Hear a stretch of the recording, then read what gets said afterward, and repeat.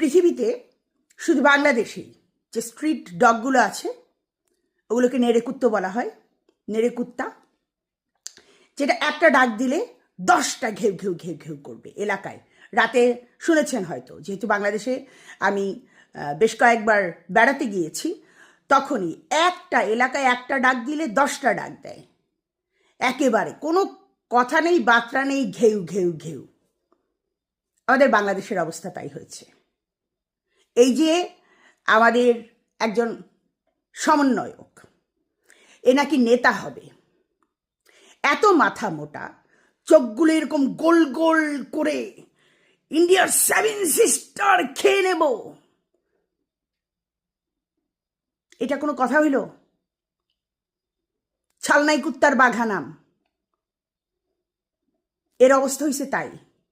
এ politics করতেছে, একজন পলিটিশিয়ানের কথাবার্তা, শিষ্টাচার কেমন থাকা উচিত? মানে লাশের ব্যবসা আবার শুরু হয়েছে। ওই হাদি সমন্বয়ক যেই অ্যাসাসিনেট হয়েছে, সাথে সাথে এই নেড়েকুত্তা 2-4 সপ্তাহ একদম চুপচাপ ছিল, ঘেউ ঘেউ করা শুরু করেছে। ও ইন্ডিয়ার 7 সিস্টার দখলে নিয়ে নেবে।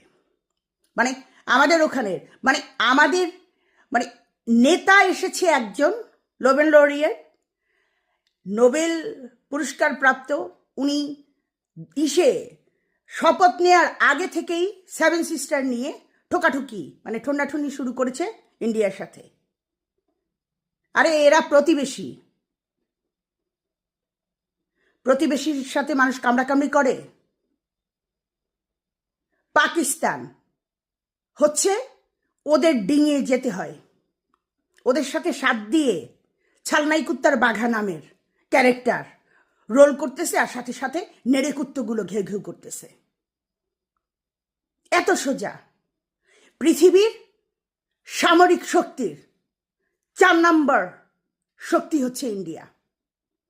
পড়াশোনা কর, এ সমস্ত গর্ধব গাধাগুলোর পড়াশোনা করা উচিত।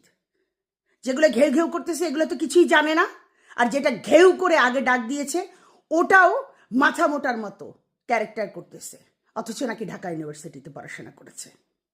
এটা হচ্ছে ঢাকা ইউনিভার্সিটির পড়াশোনা করার সুন্দর একটা এক্সাম্পল।